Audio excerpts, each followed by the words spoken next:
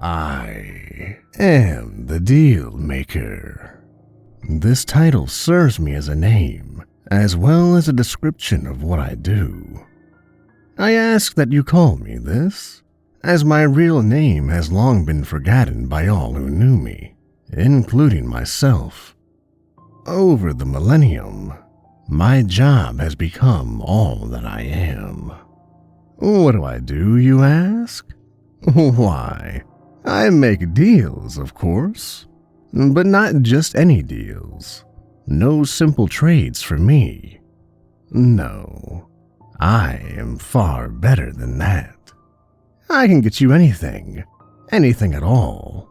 I can provide that which you cannot live without, that which you need from the bottom of the greatest depths of your soul, your heart's desire, your deepest, most secret wants, your innermost hidden longings, and I can get it for you. What do I get in return? Well, don't worry about me. I always get what I want in the end. I found this little site. It amuses me to share my stories. And perhaps some of you will listen to the warnings, but I doubt it. You never do. Who to start with? How about the tale of Tommy Farewell? Oh, one of my favorites. A real classic. Oh, and don't bother trying to find him on the internet, or any of my other clients. I always scrub their records when it's all over. Anonymity and all that. Very well. Let us begin. Our story begins on a chilly fall evening. I whistled a cheery tune as I walked along a dark alleyway, swinging my ebony cane when I felt it. The call. It's like a pull, a small tugging at my insides, and telling me exactly where my next client is. I smiled broadly. Someone had performed the ritual. I stepped into the nearest shadow, and through the dark that twists beyond all shadows, I exited through one directly behind the man who had called me. He stood still, seemingly staring straight ahead. I couldn't tell, of course. All I could see was a clumpy mass of thick brown hair that was far too long. I coughed lightly, and the man jumped and spun around. He gave a soft yelp. I suspect he hadn't expected to see a tall, well-dressed man in a tailcoat and top hat. No doubt he thought me some demonic thing instead of my rather handsome self. I gave him a bright smile and waited. There was no need to prod. He would ask soon enough, and I was proven right, as I always am, rather quickly. Are you? The man swallowed once before trying again. Are you him? The Dealmaker?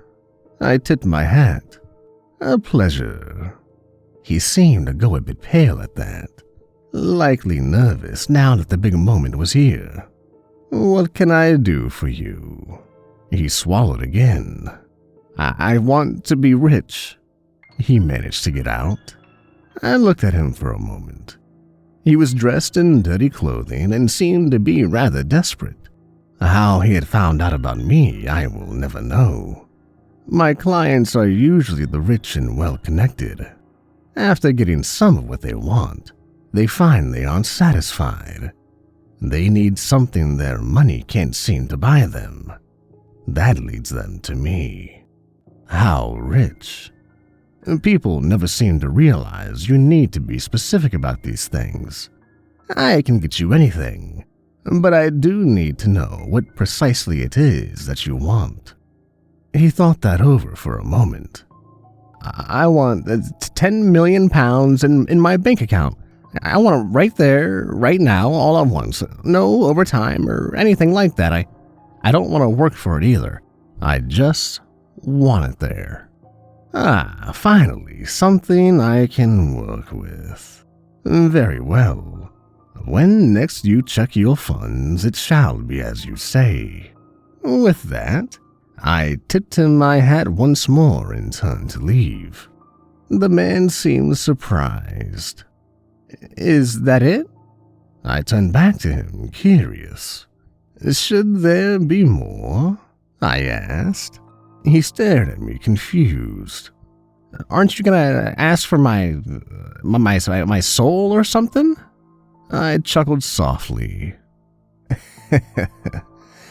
"Frankly, Mr. Farewell, I wouldn't know what to do with it." How did you know my name?"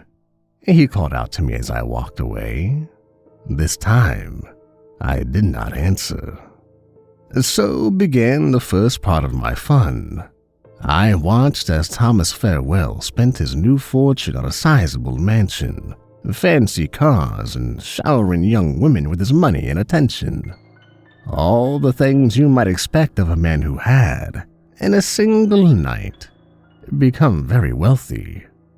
With young Thomas, the party did not seem to end. He kept spending, spending, and spending as if the money had no end. Perhaps you think you see where this is going. You think this is a case of the lottery winner's rags to rags story.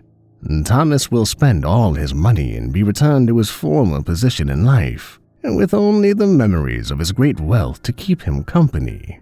You are, of course, wrong.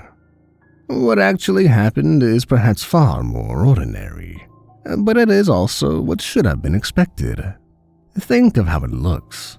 A man from nowhere suddenly appears with a rather large fortune that appears to have come from nowhere. What would you think? Within the month, there was a knock on Mr. Farewell's nice oak door. It was the police. He was dragged in on charges of, drumroll please, tax evasion. The problem was, Mr. Farewell couldn't prove where he had gotten the money. There was no record of any kind of sale, and they could see the moment the money was wired to his account, but they couldn't trace it. In short, he seemed to have acquired a vast sum of money from thin air. Frankly, it didn't matter to the tax agency how he got the money.